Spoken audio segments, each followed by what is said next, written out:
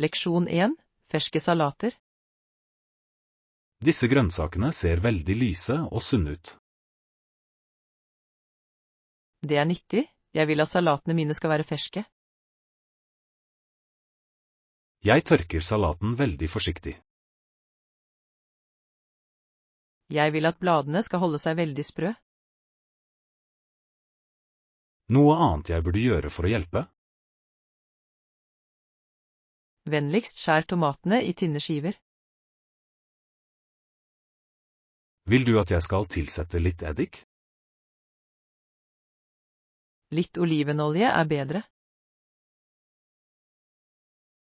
Økologiske produkter er veldig populære for tiden. Det smaker bedre og er tryggere for oss.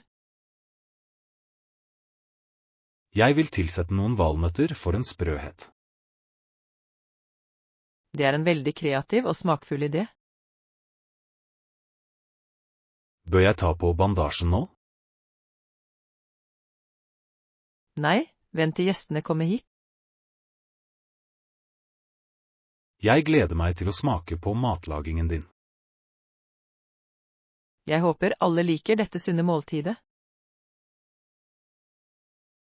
Jeg er sikker på at det blir perfekt. Takk for hjelpen, John. Det er en glede for meg å hjelpe deg. Leksjon 2. Bireiser. Bien er veldig travel i morges. Hva er din favorittmåte å komme seg gjennom byen på? Jeg foretrekker å sykle på elsykkelen min. Sykling er veldig raskt, også veldig grønt. Jeg unngår trafikken og de overfylte bussene. Mange bruker den nye metrolinjen. Togene er veldig rennige og ganske moderne. Kollektivtransport er et veldig omdiskutert tema i det siste. Noen synes billettene er for dyre. Det er imidlertid bedre enn å kjøre bil. Jeg liker å gå tur når jeg har nok tid. Å gå er den beste måten å se detaljer på.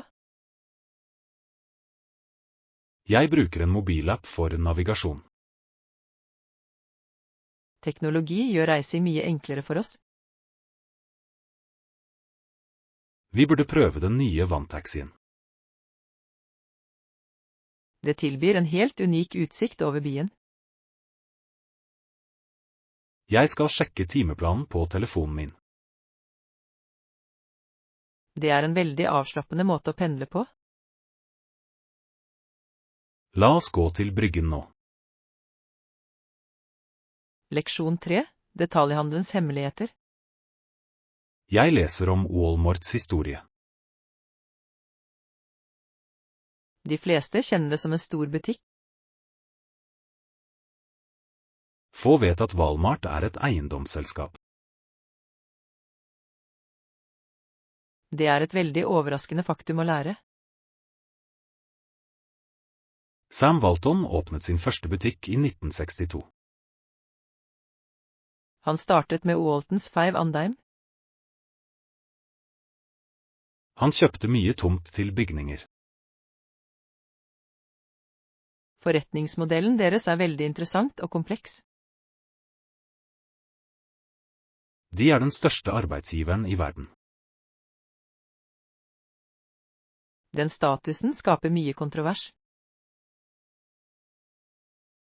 Mange diskuterer hvilken innvirkning de har på småbyer. De har endret måten folk handler på daglig. Digital shopping er deres nye store fokus nå. Jeg foretrekker å besøke den fysiske butikken selv.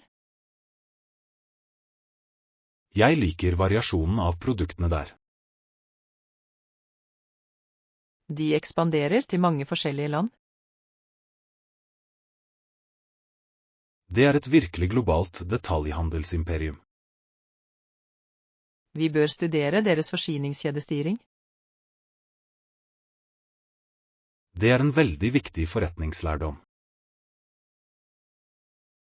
Leksjon 4. Nye ferdigheter. Et nytt år er en flott tid for forandring. Hvilken ny ferdighet ønsker du å lære? Jeg vil lære å spille piano. Musikk er en veldig vakker og dyp kunstform. Jeg synes det er veldig avslappende etter en lang dag. Jeg vil gjerne lære et fremmedspråk. Å være tospråklig er en svært verdifull profesjonell ferdighet. Det er et trendy mål for mange. Å lære noe nytt holder sinnet ungt. Jeg ser etter et godt nettkurs. Jeg foretrekker å ha en privatlærer. Kurs er en god måte å møte folk på. Det krever mye tålmodighet og øvelse. Jeg er klar til å bruke fritiden min. Vi bør dele fremgangen vår hver måned. Det vil hjelpe oss å holde oss veldig fokuserte. Jeg skal kjøpe et tastatur i helgen. Jeg skal laste ned en språkapp i dag. Vi kommer til å ha det veldig travelt i år. Leksjon 5. Lykkelige slutter. Det var et veldig produktivt møte i dag. Vi ble enige om det nye budsjettet. Hvilken vane hjelper deg med å avslutte møter? Jeg avslutter alltid på en veldig positiv tone. Jeg vil gjerne takke alle for tiden deres. Å uttrykke takknemlighet bygger et veldig sterkt team. Jeg oppsummerer også våre viktigste handlingspunkter. Det sikrer at alle vet hva som er deres neste oppgave. Positiv forsterkning er et trendy ledelsestema. Det forbedrer atmosfæren på kontoret. Vi bør unngå lange og negative debatter. Effektivitet er nøkkelen til fornøyde ansatte. Jeg sender referatet fra møtet. Vennligst oppgi fristene for hver person. Det skal jeg gjøre før jeg drar hjem. Du er en veldig organisert leder, John. Jeg prøver mitt beste å være profesjonell. Jeg er glad vi ble ferdige i tide. Ha en riktig hyggelig kveld, Anna. Leksjon 6. Markedsføringsdrømmer. Du virker veldig interessert i akkurat denne standen. Jeg tenker på en karriere innen markedsføring. Det er interessant, det er et dynamisk felt. Hva er det som spesielt tiltrekker deg med markedsføring, Anna? Jeg liker den kreative siden av reklame. Jeg liker også å analysere trender i forbrukeratferd. Markedsføring er en veldig hype bransje for tiden. Digitale medier har forandret alt for merkevarer. Det er et svært kontroversielt og raskt utviklende område. Jeg ønsker å hjelpe bedrifter med å fortelle historien sin. Du trenger sterke kommunikasjons- og sosiale ferdigheter. Jeg tar et kurs i grafisk design. Det er en veldig nyttig ferdighet for markedsføring. Jeg liker også å skrive korte og fengende slagord. Du bør se etter et sommerpraksisopphold. Jeg skal søke hos 3 forskjellige etater. Erfaring er viktigere enn en grad. Jeg er klar til å jobbe veldig hardt. Jeg ønsker deg lykke til. Leksjon 7. Stigedekor. Hjemmet ditt ser veldig unikt og stilig ut. Jeg har startet en ny hobby som heter upsykling. Hva var det første du upsyklet? Det var en gammel trestige jeg fant. Jeg gjorde den om til en rustikk bokhylle. Det er en veldig smart og grønn idé. Upsykling er veldig populært på sosiale medier. Det reduserer avfall og sparer mye penger.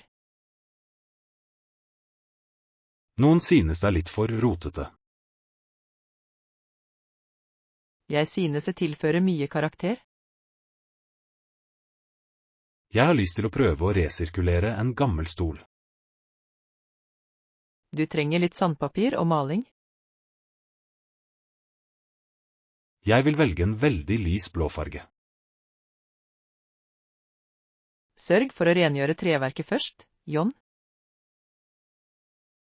Jeg skal følge dine ekspertråd, Anna. Det er veldig tilfredsstillende å skape noe nytt. Jeg gleder meg til å starte prosjektet mitt. Vi kan jobbe med det sammen på lørdag. Det høres ut som en veldig morsom plan. Leksjon 8. Legg igjen en beskjed. Klienten svarer ikke på telefonen min. Vennligst legg igjen en beskjed på maskinen. Jeg skal si til dem at jeg kommer tilbake snart. Det er viktig å være veldig tidlig. Jeg vil oppgi navnet mitt og nummeret mitt. Talemeldinger er litt gammeldagse nå. Mange foretrekker å sende en rask tekstmelding. En telefonsamtale er imidlertid mer profesjonell. Det er et kontroversielt tema på kontoret vårt. Jeg synes det viser mer respekt for tid. Jeg venter på at de skal ringe tilbake i dag. De er sannsynligvis i et veldig langt møte. Jeg har mye arbeid som må gjøres ferdig før 5:00. Jeg vil hjelpe deg med dataregistreringen. Takk for din hyggelige hjelp, Anna. Vi er et team, og vi hjelper hverandre. Jeg skal prøve å ringe dem igjen senere. Bare legg igjen en veldig kort og høflig hilsen. Jeg spiller inn meldingen akkurat nå. Leksjon 9. Maori-historie. Denne utstillingen viser historien til dette landet. Maori-kulturen er veldig rik og eldgammel.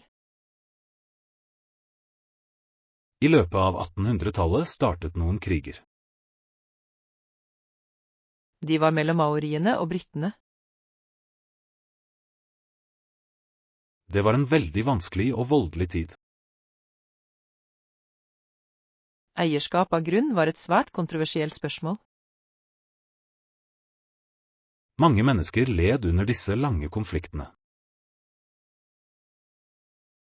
Nå er det mye fokus på fred. Waitangi-traktaten er et berømt dokument. Det er fortsatt en trend i moderne juridiske debatter. Vi må respektere maorienes tradisjoner. Jeg beundrer de vakre og unike utskjæringene deres. Språket deres blir også undervist i skolene. Det er et veldig positivt skritt for kulturlivet. Vi burde se den tradisjonelle hakadansen. Det er et veldig sterkt og rørende syn. Jeg skal finne programmet for showet. Jeg lærer mye i dag, John. Historie er virkelig en veldig viktig lærer. Leksjon 10, tvillingfallene. Lyden av vannet er utrolig høy. Det er et av verdens mest berømte steder. De fleste turistene holder seg på den kanadiske siden. Det er 2 fosser atskilt av en øy. De amerikanske fossene er også veldig vakre. Jeg vil ta båtturen senere. Du kommer til å bli veldig våt av tåken. Jeg har på meg den gule plastregnjakken min. Turisme her er en veldig hype virksomhet. Tusenvis av mennesker besøker hver eneste dag. Det er et kontroversielt sted for noen av lokalbefolkningen. De er bekymret for miljøpåvirkningen her. Vi må holde vannet veldig rent. Kraften fra fossen skaper strøm. Det er et godt eksempel på grønn energi. Jeg skal ta et bilde av regnbuen. Det ser ut som et maleri på himmelen. Jeg er veldig glad for at vi kom hit. Naturen er virkelig et storslått syn, Anna. Leksjon 11, rettferdige kontrakter. Jeg har lest ferdig førsteutkastet. Hva synes du om vilkårene, John? Denne kontrakten føles litt for ensidig. Kan vi endre det for å gjøre det mer rettferdig? Jeg forstår bekymringen din, la oss jobbe. Vi må endre betalingsplanen. Den nåværende fristen er svært vanskelig for oss. Forhandling er en viktig ferdighet i forretningslivet. Det er en svært kontroversiell del av avtalene. Vi må beskytte våre interesser og rettigheter. Jeg ringer den andre advokaten i morgen. Si til dem at vi ønsker en gjensidig avtale. Åpenhet er nøkkelen til et godt samarbeid. Jeg er glad vi er på samme bølgelengde. Vi signerer ikke før det er perfekt. Det er en veldig klok og trygg avgjørelse.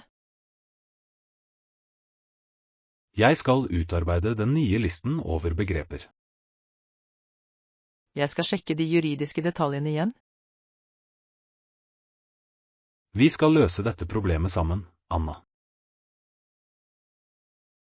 Leksjon 12, prosjektdiagrammer. Jeg har mye data til prosjektet vårt. Vi må presentere det veldig tidlig.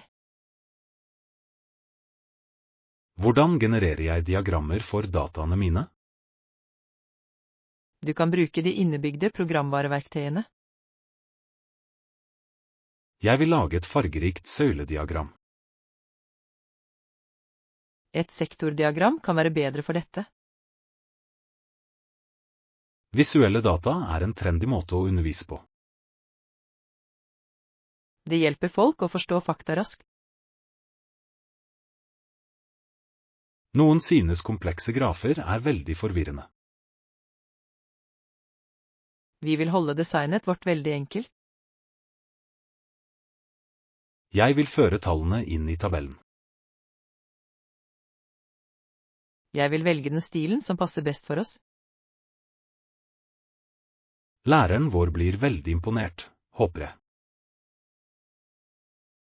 Vi bør legge til en tydelig tittel. Jeg kommer til å bruke en veldig fet og stor skrifttype. Ikke glem å merke de 2 aksene.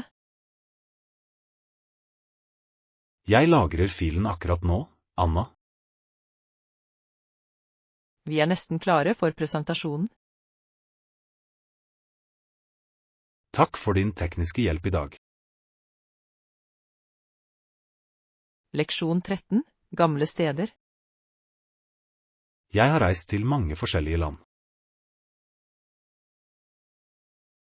Hva er det mest interessante nettstedet du besøkte?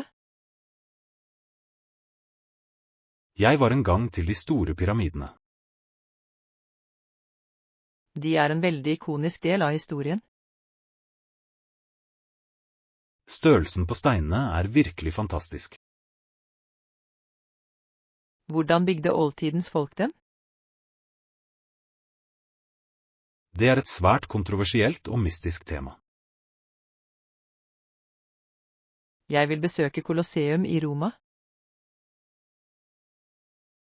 Det er et veldig ettertraktet reisemål for turister.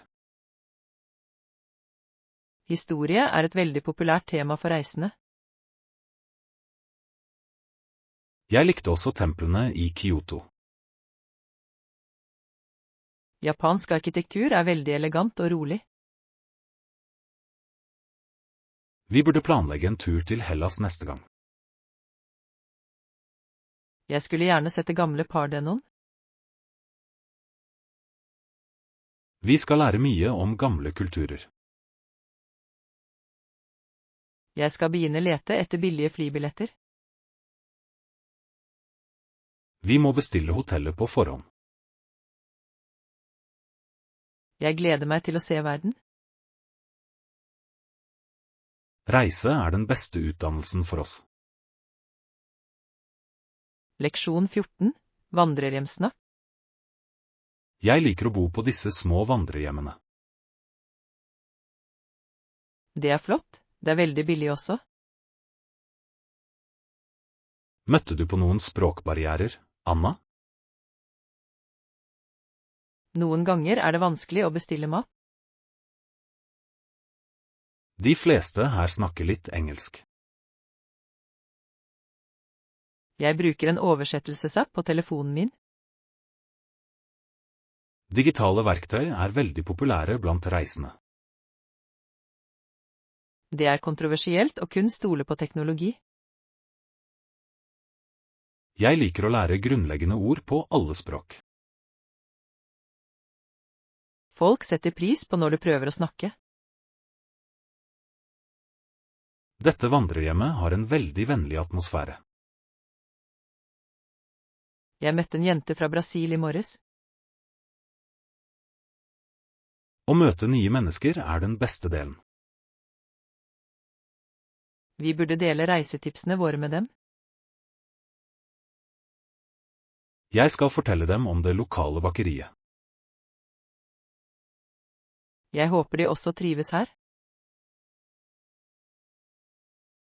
Vi reiser til Paris i morgen tidlig. Jeg pakker kofferten min i kveld, John. Jeg er klar for vårt neste eventyr. Leksjon 15.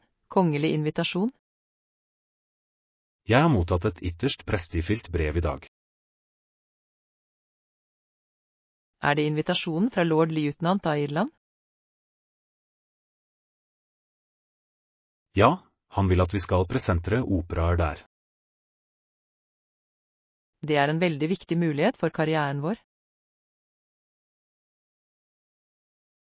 Han ba også om flere storslåtte konserter i Dublin. Det irske publikummet er kjent for sin store lidenskap. Det er et trendy reisemål for klassisk musikk nå.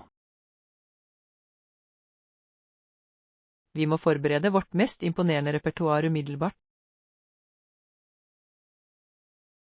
Jeg begynner øvelsene med orkestret i morgen. Jeg skal øve på vokalskalaene mine hver eneste morgen. Denne turen vil bli svært omtalt av pressen. Tror du reisen blir veldig vanskelig? Sjøreisen er ofte ganske lang og slitsom. Jeg er villig til å tåle det for denne sjansen. Din dedikasjon til kunsten er virkelig beundringsverdig, Anna. Jeg håper lordløytnanten liker opptreden vår. Vår suksess i Irland vil bli en historisk begivenhet. Jeg skal begynne å velge scenekostymer i kveld. Vi skal representere det beste av vår musikalske arv. Leksjon 16. Indre styrke. Jeg jobber for tiden med en veldig personlig kamp. Selvforbedring er en edel og kontinuerlig reise. Jeg har endelig overvunnet det selv i det siste. Dette er et grunnleggende problem for mange mennesker. Det kan aldri minimeres eller settes på et sekundært nivå. Å møte frykten din er det første skrittet til suksess. Jeg pleide å unngå dette problemet i mange år. Vekst skjer bare når vi tar utfordringene våre på alvor. Det er trendy å snakke om mental robusthet nå. Ærlighet med deg selv er et veldig kraftig verktøy. Jeg føler meg mye sterkere enn jeg gjorde forrige måned. Din fremgang vil også inspirere andre til å forandre seg. Jeg ønsker å dele erfaringene mine med studentene. Det er en veldig generøs og modig idé, John. Vi må prioritere vårt velvære fremfor alt annet. Det er grunnlaget for et veldig lykkelig liv. Jeg vil fortsette å fokusere på mine daglige vaner. Jeg er alltid her for å støtte din vekst. Vennskapet ditt er en stor kilde til styrke. Leksjon 17. Reise med kjæledyr. Jeg flytter til London med den lille hunden min. Det er en veldig spennende forandring for dere begge. Hva med papirene til kjæledyret mitt, Anna? Du trenger helse- og vaksinasjonsjournaler for hunden. Jeg skal besøke den lokale veterinæren i ettermiddag. Du trenger også en mikrokip for identifikasjonsformål.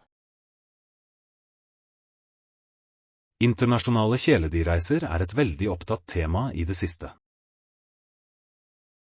Hvert land har sitt eget strenge sett med regler. Jeg vil sørge for at reisen hans er veldig trygg. Du må også kjøpe en veldig solid reisekasse. Trenger han et spesielt kjæledyrpass for innreise? Ja, det er et obligatorisk dokument for grensen. Jeg vil samle alle filene i en mappe. Sjekk flyselskapets retningslinjer for kjæledyr på flyet. Jeg håper han ikke føler for mye stress. Han vil være fornøyd med dine nøye forberedelser. Jeg gir ham et komfortabelt teppe å sove med. Du er en veldig ansvarlig dyreeier, John. Jeg vil at bestevennen min skal være sammen med meg. Leksjon 18. Den store pitchen. Møtet vårt med investoren er 10:00. Vi må være fullt forberedt på alle vanskelige spørsmål. Absolutt, vi må imponere den potensielle kunden. Forslaget vårt må være klart og svært overbevisende. Jeg har lagt til de siste tallene for økonomisk vekst. Det visuelle designet til isbildene ser veldig moderne ut. Denne avtalen er årets mest omtalte begivenhet. En vellykket presentasjon vil doble vår årlige inntekt. Jeg skal ta meg av den tekniske delen av foredraget. Jeg vil forklare markedsførings- og salgsstrategien. Vi burde øve på fremføringen vår en gang til. Selvtillit er nøkkelen til en vinnende presentasjon. Jeg tror på kvaliteten på vårt innovative produkt. Vi har jobbet veldig hardt for dette spesifikke øyeblikket. Jeg skal ha på meg mitt beste formelle dress i dag. Jeg tar med de trykte kopiene av kontrakten. Vi er et veldig sterkt og dyktig lag. La oss gå og vinne dette prosjektet nå. Jeg er klar til å avslutte denne viktige avtalen. Leksjon 19. Kulturell respekt. Utenriksministeren kommer om en time. Vi må følge den lokale etiketten svært strengt. Jeg forstår det. Hadde du noen spesifikke kulturelle hensyn? Det er viktig å unngå visse håndbevegelser her. Jeg skal huske å bukke under den formelle hilsen. Du bør også bruke gjestens fulle tittel. Kulturell sensitivitet er et trendtema innen diplomati. Det forhindrer mange misforståelser mellom ulike nasjoner. Jeg har studert historien til deres gamle tradisjoner. De verdsetter stillhet og tålmodighet under en samtale. Jeg skal lytte mer og snakke mye mindre i dag. Det er en veldig klok strategi for dette møtet. Bør jeg ta med en gave til den offisielle seremonien? En liten og omtenksom gave forventes vanligvis. Jeg skal velge en bok om vår lokale kunst. Det er et svært passende og respektfullt valg. Jeg ønsker å bygge et veldig sterkt forhold. Din høflige oppførsel vil gjøre et godt inntrykk. Jeg er klar til å ønske vår ærede gjest velkommen. Leksjon 20. Bekjempelse av lidelser. Din siste forskningsartikkel er svært innflytelsesrik, Anna. Jeg fokuserte på realiteten rundt spiseforstyrrelser i dag. Du nevnte anoreksi og bulimi i rapporten din. Disse tilstandene er svært farlige for unge mennesker. Det krevde all din viljestyrke å fullføre. Jeg jobbet veldig lange timer for å finne sannheten. Bevissthet om mental helse er en veldig populær bevegelse nå. Vi må fjerne det sosiale stigmaet rundt disse problemene. Restitusjon er en veldig langsom og vanskelig prosess. Profesjonell hjelp er nødvendig for full bedring. Jeg vil dele funnene dine på bloggen min. Det vil bidra til å nå et mye bredere publikum. Mange lider i stillhet over lengre tid. Vi må oppfordre dem til å snakke med en lege. Dataene dine viser et behov for bedre utdanning. Skoler bør lære kroppspositivitet til alle elever. Jeg vil støtte din neste studie om dette emnet. Takk for din interesse for folkehelse. Vi må samarbeide for å redde liv. Leksjon 21. Landrettigheter. Vi studerer amerikanske sosiale normer fra 1800-tallet. Eiendomsbegrepet var veldig spesifikt en gang. Juridiske rettigheter vokste ut av normer som var i samsvar med samfunnet. Disse ideene var svært forskjellige fra de innfødte tradisjonene. En regel var den klart målte besittelsen av territorium. Det krevde et fysisk gjerde eller en synlig markør. Dette forårsaket mye kontrovers med de innfødte stammene. De trodde at landet tilhørte alle. Denne verdisammenstøtet førte til mange historiske kriger. Rettssystemet favoriserte de europeiske nybyggernes synspunkter. Det er et trendtema i moderne historietimer. Vi må granske fortiden med et kritisk blikk.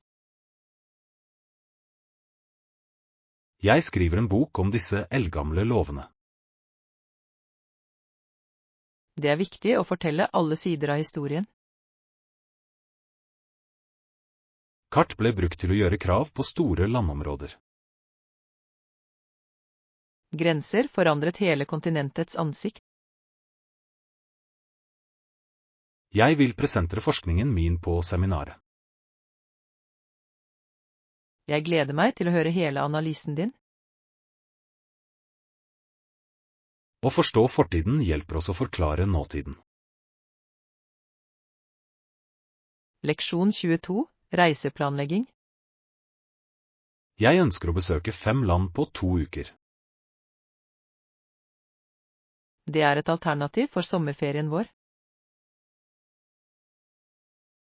Jeg er bekymret for at vi kommer til å bruke for mye tid på reising. Du kan også prioritere bestemte byer eller regioner.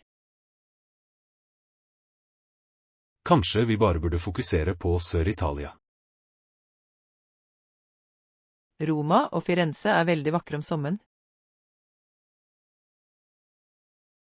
Sakte reise er en trendy måte å nyte en tur på. Det lar oss se den lokale kulturen bedre. Jeg har lyst til å prøve maten i små landsbyer. Vi kan leie en liten bil for å kjøre rundt. Jeg bestiller et hotell med fin utsikt. La oss se etter et sted nær havet. Vi bør også besøke noen historiske museer. Jeg skal sjekke åpningstidene på internett. Jeg foretrekker å ha en veldig fleksibel timeplan. Det er en veldig avslappende måte å tilbringe tid på. Jeg skal kjøpe flybilletter i kveld. Jeg gleder meg veldig til vårt store eventyr. Det blir en veldig minneverdig ferie, Anna. Leksjon 23. Det nye hjemmet. Dette er det mest moderne huset i gaten. Den ser veldig romslig og veldig godt designet ut. Du kjører opp innkjørselen og inn i garasjen. Garasjen er stor nok til 2 store biler. Vi har også en forhage og en bakgård. Bakgården er perfekt for en liten hage. Bærekraftig boligbygging er et veldig hype marked nå. Bruker huset solcellepaneler for energi? Ja, det er et veldig miljøvennlig og smart hjem. Jeg elsker de store vinduene i stuen. De slipper inn mye naturlig sollys daglig. Er nabolaget stille om natten? Det er et veldig trygt og fredelig boligområde. Jeg vil se hovedsoverommet oppe. Den har et veldig stort walk-in-garderobe for klær. Kjøkkenet ser også veldig profesjonelt og rent ut. Det er et perfekt sted for en ung familie. Jeg vil gjerne legge inn et offisielt tilbud. Jeg vil utarbeide de juridiske dokumentene for deg. Leksjon 24, basketballlegender. I dag diskuterer vi hoffets legender. Irvin Magic Johnson er et navn alle kjenner. Irvin Magic Johnson er anerkjent som en toppspiller. Han er en av de beste i verden. Han spilte for Los Angeles Lakers i årevis.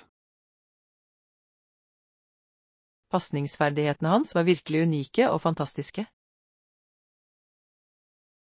Han vant 5 mesterskap i løpet av sin profesjonelle karriere.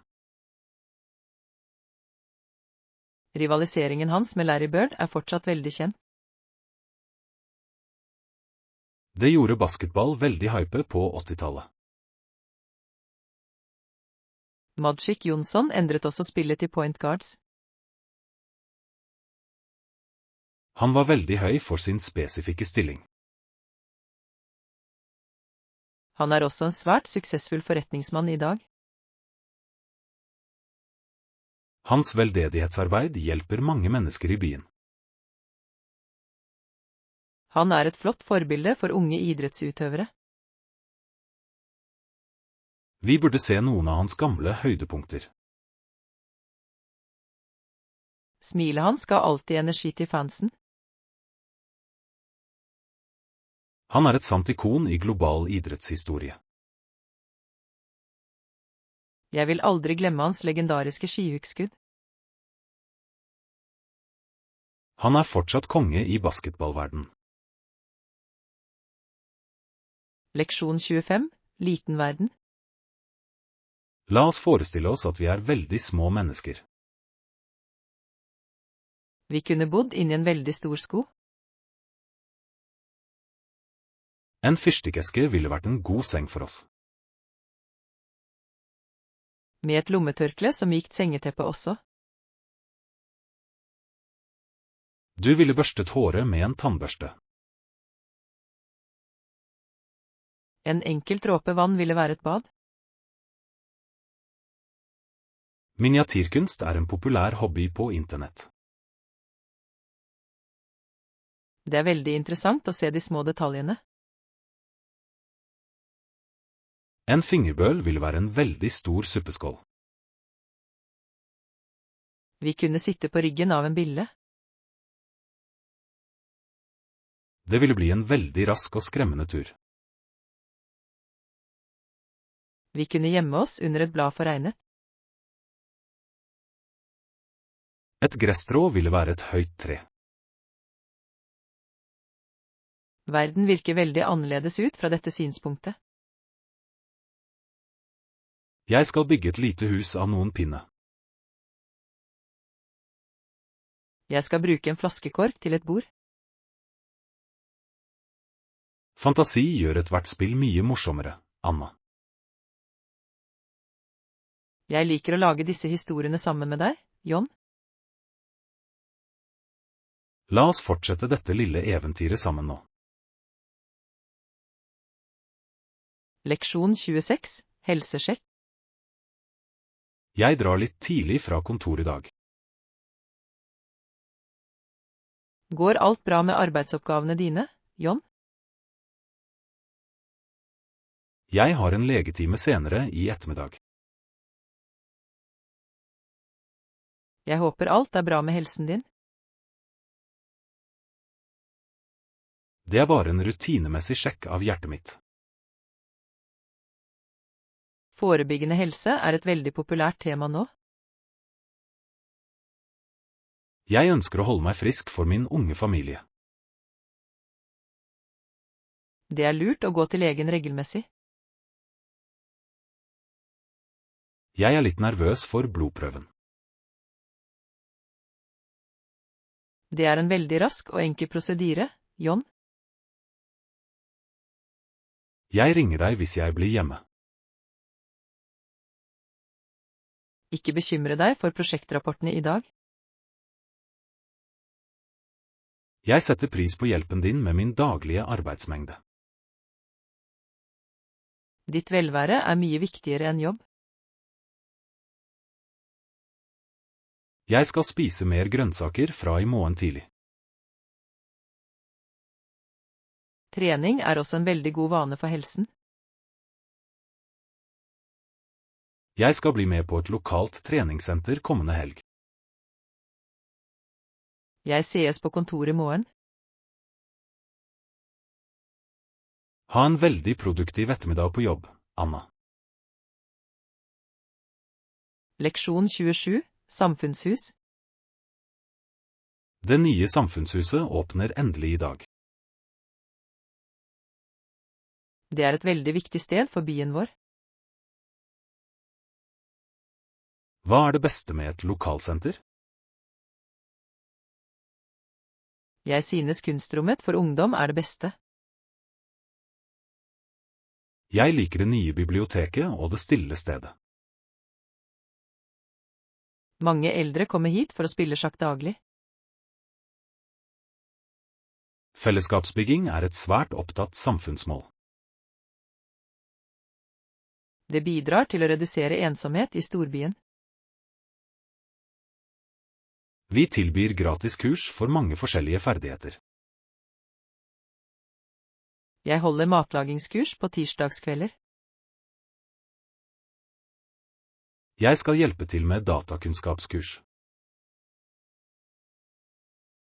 Senteret er et veldig inkluderende og varmt sted. Vi burde arrangere en sommerfestival i parken. Det er en fantastisk måte å bringe folk sammen på. Jeg skal trykke noen plakater til arrangementet. Jeg skal kontakte de lokale musikerne angående musikken. Samfunnet vårt blir veldig sterkt og aktivt. Jeg er stolt av å være en del av dette. Vi gjør en reell forskjell for alle. Leksjon 28. Bedre resultater. Klienten ønsker å gå ned i vekt veldig raskt. Vi må sørge for at planen er helt trygg. Disse nye øvelsene vil gi bedre resultater snart. Jeg skjønner poenget ditt. Vi skal revidere planen. Høyintensiv trening er veldig populært og omtalt nå. Vi må imidlertid også fokusere på riktig form. Skader kan oppstå hvis vekten er for tung. Konsistens er viktigere enn ekstrem anstrengelse i dag. Jeg vil legge til mer tøying i nedkjølingen. Mobilitet er et trendtema i treningsverdenen. Vi bør også diskutere et sunt kosthold. Ernæring er 70% av den totale suksessen. Jeg sender den oppdaterte timeplanen til klienten. Vi bør følge med på fremgangen deres hver eneste uke. Det vil holde dem veldig motiverte og glade. Jeg er glad vi er enige om disse endringene. Erfaring viser at langsom fremgang er svært stabil. La oss forberede oss til neste treningsøkt. Jeg er klar til å hjelpe dem med å nå målene sine. Leksjon 29. Republikkdebatt. Vi studerer historien til forskjellige nasjoner. Noen land har beveget seg bort fra monarkiet. Dette landet har vært en republikk siden 1950. I noen land er det fortsatt debatt. Mange foretrekker tradisjonen med en kongefamilie. Andre mener at en republikk er mer demokratisk og rettferdig. Det er et svært kontroversielt og oppslukt politisk tema. Presidentens rolle varierer i hvert land. Jeg skriver masteroppgaven min om dette spesifikke problemet. Du bør sammenligne systemene i Europa og Asia. Jeg vil se på de økonomiske konsekvensene av endringene. Nasjonal identitet er ofte knyttet til myndighetene. En republikk krever aktiv deltakelse fra innbyggerne. Å stemme er den viktigste rettigheten i et demokrati. Vi må respektere historien til hver eneste nasjon. Endring er en naturlig del av sosial utvikling. Jeg skal besøke parlamentsbygningen denne fredag ettermiddagen. Jeg ønsker å intervjue en lokal politisk leder. Statsvitenskap er et veldig fascinerende fagfelt. Leksjon 30, utpakking av mat. Vi kjøpte masse fersk mat i dag. Totalprisen var faktisk ganske rimelig for oss. Jeg er glad vi fant en god pris på byttehandel. Alt er perfekt, la oss pakke ut dagligvarene nå. Jeg setter melken i kjøleskapet. Vennligst legg frukten i glassbollen. Måltidsprepping er en trendy måte å spare tid på. Vi burde lage en stor suppe for uken. Jeg skal hakke løken og hvitløken. Jeg skal vaske spinaten og de grønne bønnene. Vi er et veldig effektivt team på kjøkkenet. Det er sunnere å spise hjemme enn å spise på kafé. Jeg liker å prøve nye og spennende oppskrifter sammen med deg. Vi burde finne en oppskrift på en sterk curry. Jeg skal søke etter en på internett. Har vi nok ris i spiskammerset? Ja, jeg kjøpte en stor pose med jasminris. Jeg gleder meg til middagen vår i kveld. Jeg starter komfien om et øyeblikk.